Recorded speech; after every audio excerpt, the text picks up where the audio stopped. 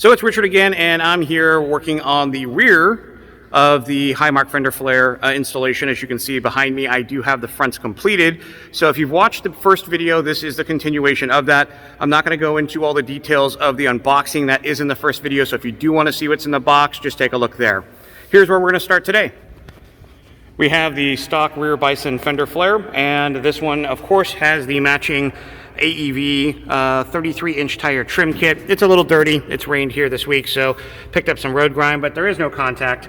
All the edges still remained intact. Everything from the original installation is looking really good. But today, we're going to cut all that up and make some more room for some 35-inch tires. The first step is going to be to remove all of these T15 bolts and screws here. There's a few of those that you'll find, and as well quite a few of them here in the trim kit. We'll get those out, all of the front screws here, the ones across the back, and that'll get us our outer fender flare off, as well as the inner fender liner. There are a couple of screws that we'll find on the front edges here once we get the actual fender off, but that's what will be necessary to start the actual cutting process. Our first step is to get the fender flare off, and to do that I do have to remove the AEV 33-inch trim kit. This panel will come off for now, and then we have a couple of bolts and little push pins on the bottom of the fender flare. And just like the front, we're going to apply some pressure, grab the inside and the outside, and just pull to release the fender flare from the body.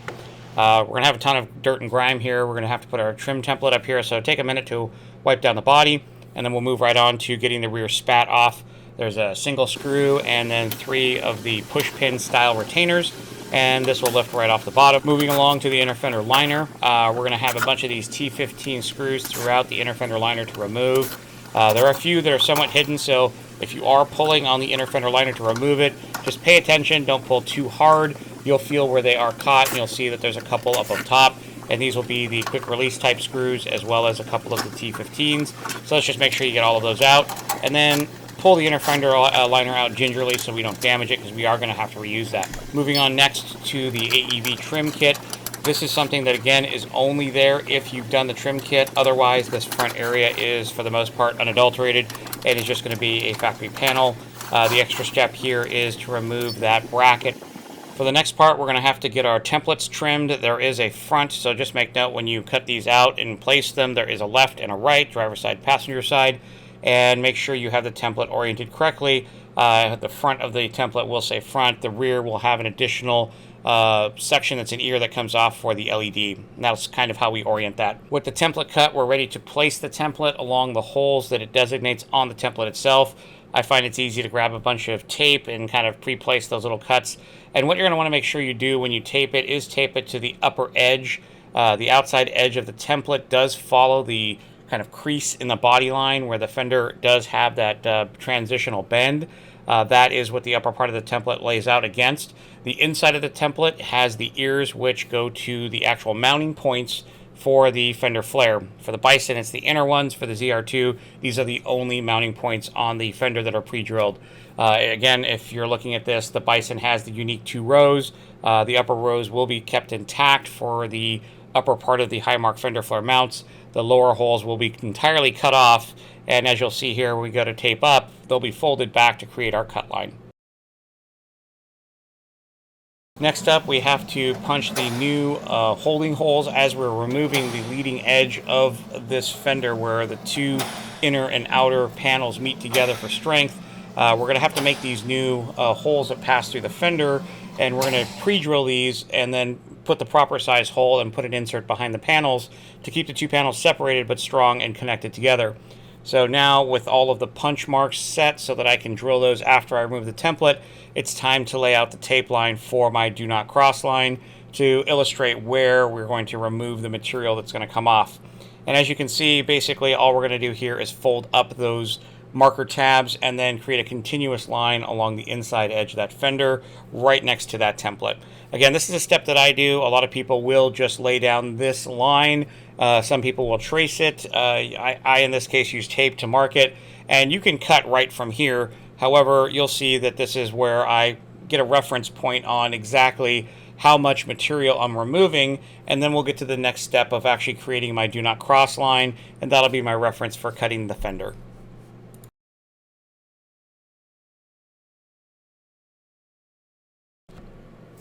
So here's a final look at what area is going to be cut off of the fender. The blue mark, it marks the entire portion that's going to be cut off. And now we're ready to move to the next step, which is pre-drilling the holes. And I'm going to start back with the LED hole. This one will be a step bit that I'm going to use to open up to the diameter listed on the template. I will, with any of the drilling that you've noticed here, use a pilot drill to get the hole started to make sure it's centered. And in this case, I am going to use a step bit to get the hole up to the appropriate size. I will do some deburring later. Next up, I have to drill the remainder of the holes, and same thing, I am going to use a pilot bit. And this does have to go through both layers, so make sure you're nice and square as you push through the body fender so that you don't get a crooked hole. The fisheye effect of the lens is distorting that a little bit, but I am perfectly perpendicular to the surface. Moving forward from this, once I have all my pilot holes done, I am going to switch the bit out and go to the designated size to get the mounting bolts that have to pass through. So here's my last of the pilot holes, and again I'm going to switch to that bigger bit and finish off the rest of the holes in their final size.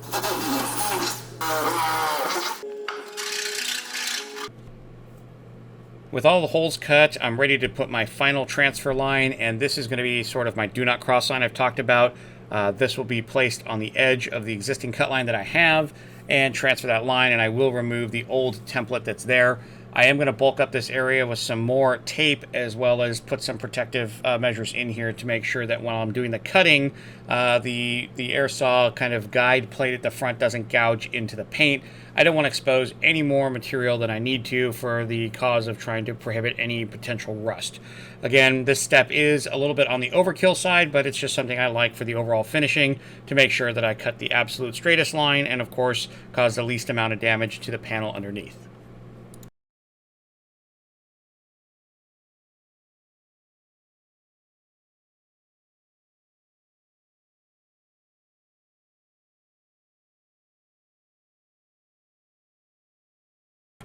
So here's a final look at what the template looks like once it's been applied and removed. I've put that extra tape down so as to make sure I don't cut or damage any of the areas around the immediate cut area. And here's a couple places to look at. And when you're looking at the back edge, this is the rear edge of that fender. We're going to cut to almost where that blue tape edge is on the back of that round hole. We're going to come within about 3/16 of an inch of that and cut straight out to our outer template. When we're looking at the front edge, it's going to be a little different. The front edge here is not exactly what you're going to see because, again, I've done the 33-inch trim kit, so I've already done some trimming here. But what we are going to cut to is going to be the back of that little square cutout area in the fender here that has that T15 bolt retainer kind of nutsert on the back. We are going to cut almost directly even with that line. Because I've done the 33-inch trim kit, I have some additional holes here. We're basically going to cut right behind those holes. So if you've got that, that's a good guideline. Otherwise, use that square kind of cut, and we're going to go all the way to that back edge. So now we're ready to cut. We've done all the preparations, so it's a matter of just staying steady-handed and following our cut line. Make sure the tool's in good operating order. If you've got an air saw that's out of use, you're going to find out that it's going to jam up and stop, and that's going to cause you to start-stop, which is going to affect the overall quality of the line. Additionally, make sure you have a good saw blade. For this particular project, I am recommending the finer tooth. The material isn't that thick, even though it is 2 layers of material, but the fine tooth saw plus the properly working air saw contribute to a nice even pull. And as you can see here, it's just a matter of following the lines and then being conscious of whenever there is something that feels like it's binding or slowing down or speeding up. In this case, across the top, when you do notice that the speed up happens, there's some big holes behind it. It is merely jumping those holes, so it'll speed up for a moment, and then it'll load up immediately afterwards as you go back into 2 pieces of metal. Again, take your time here. Just make sure you're following your line. Start and stop as many times as you need to. And if the tool just isn't working right, I definitely suggest to have the right tool. As you can see here, I am pulling the saw out. I did switch the blade. This is the same blade I've used for the front 2 cuts, so it was getting slightly worn. Again, take your time here. Make sure the tool is working correctly. And I will suggest one thing as you're getting close to the end so that you don't get blade bind. It's a good idea to get some tape and tape up the loose parts of the fender to the fender well, and this simply keeps the material from pushing forward on the blade and causing it to bind up, making your cut a little bit more difficult. In worst case scenario, creating a bend through the 2 layers, which will make a difference when you go to fit the fender flare.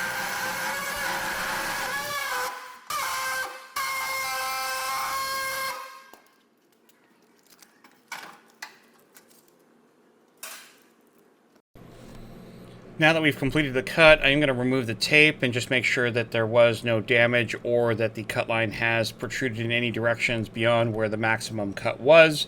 Once I'm satisfied with that, I'm going to pre-install these are the bolts that hold the 2 layers, the inner and the outer fender.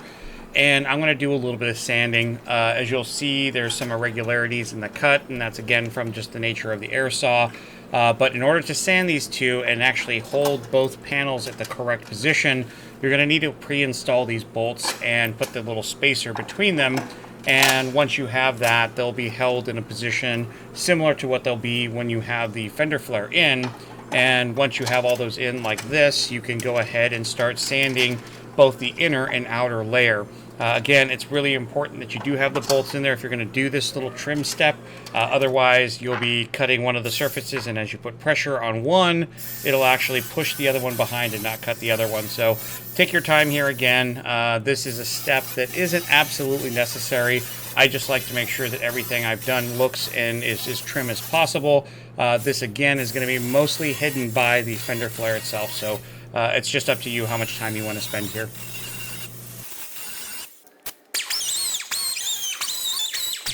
With all the trimming done, I can remove all of the retainer bolts that I've put into place and prepare to put on the rust preventative.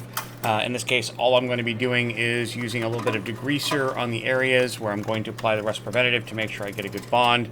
This is something that AEV does recommend you put a seam sealer in, and I will be doing that at a later date. But for now, I'm just going to be applying a rust preventative, in this case, Rust-Oleum-based rust preventative, and I'm just going to tape off the areas I don't want to get that, and obviously use a little bit of the material left over from the template and some scraps laying around the shop here to make sure I don't get any overspray. For the most part, though, I am looking to just make sure I get enough on the areas where I've cut and a little bit more on the flat surfaces just to make sure that it's got a good bond in the area around it.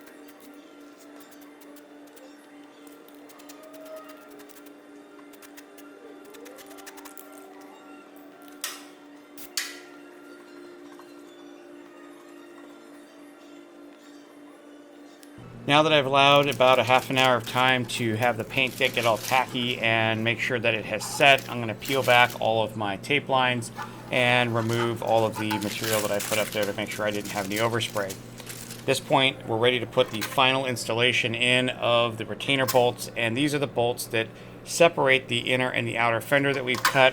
There's a spacer you're going to put in between them, but for the most part, this is going to be the final installation for the actual fender mounted bolts. No, I don't know why this. Now it's time for the moment of truth and verifying that all of our holes line up, and it looks like everything is really good. We're going to go ahead and put the rib nuts in, and there's a couple different ways we can do that. They provided us a tool, same as the front.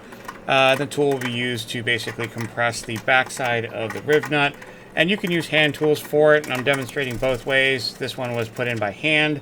The next one I'm going to drill and then also put in using the impact. I seem to get the same result both ways, but the key here is not to over torque and pull the back of the rib nut through. From here on out, we're prepping the fender flare to be permanently applied. I am using a bit of a degreaser on the inside edge, and then I'm going to apply the seal that goes around the fender flare that keeps it from scratching or rubbing against the body panel. Take your time with this, lay it out, trim it to the length that you want. Once you're ready, form the seal tight against the edge of the fender flare and pull the 3M tape out from underneath. Once you've removed the backing from the tape, just make sure that you're pressing firmly along the entire edge to make sure that the tape bonds to the inside of the fender flare. The last step to prepare the fender flare for final installation is going to be installing the LED. Just like the front, we're going to push the grommet in first and then pull the LED through and have the pigtail stick out the back. Here we're going to push the pigtails through the hole we've created in the nice painted and rust preventative applied area, and we're going to hang the fender. Here I'm going to apply one of the bolts and hold it in place and then loosely get all the rest started.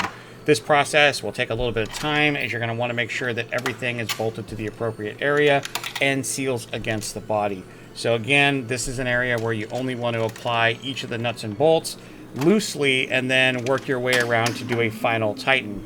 Don't forget, we do have to put the spat back in the back, and that's going to require us to do a modification. As you can see here, that little spat area is an area that we have cut. So we're going to take a set of shears, high quality shears, or even a bandsaw, and we're going to make a cut about 1 inch back from that last bolt, semi-parallel to where the edge at the bottom is shown in this image. For the most part, this is something that doesn't have to be done very accurately, as this area is entirely covered up by the fender flare itself. Now that we've got the spat in place, we're ready to tighten up the fender flare to the body panel. And here I'm setting the impact to its lowest torque setting, and I'm only hitting that first ratchet attempt and not going too tight. Again, with this area, we want to make sure we're not damaging anything beneath it. The lower bolts on the side have a nut behind it, but the top we are using a riv nut, and we only want to get those as tight as it takes and not pull those all the way through. The fender flare is in its final home, and now it's just a matter of getting the inner fender liner to go into place. We are stretching the hole larger here, which means that the inner fender liner is going to take a little bit of work to get to fit, and it may not line up with all the holes that are there. And as you can see with the installation here, I wanted to make sure I had it up above the frame. I have the 2 main holes on the back lined up, and I'm just going to work the edge around the inside of the fender flare.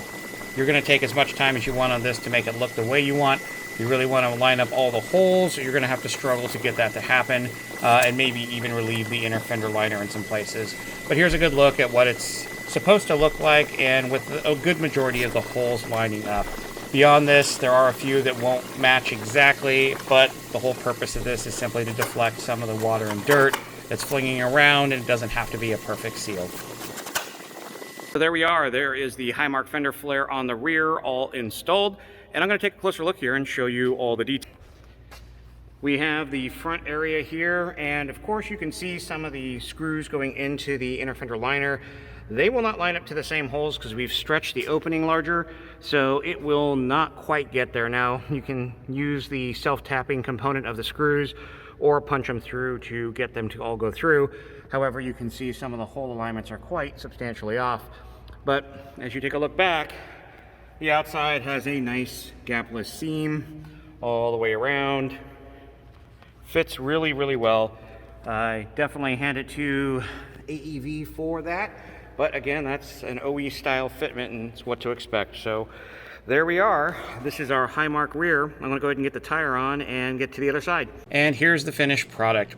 Thanks for following along. Obviously, this is a big difference, and I'm going to show you in a second here what the stock one looked like again, but there's a lot more room both on top of the tire and in front and behind. This is what's essential to fit that 35. Going back to that stock part, you can definitely see there is an up travel issue in the back edge, and while the 33-inch trim does do well with the 33, you can definitely see with 1 more inch of radius, 2 more inches of tire, it would definitely be a problem with impact on the front and back. So here it is, where 35 is ready. Thanks for following along, and if you wanted to check out the fronts, just make sure you check out this video here.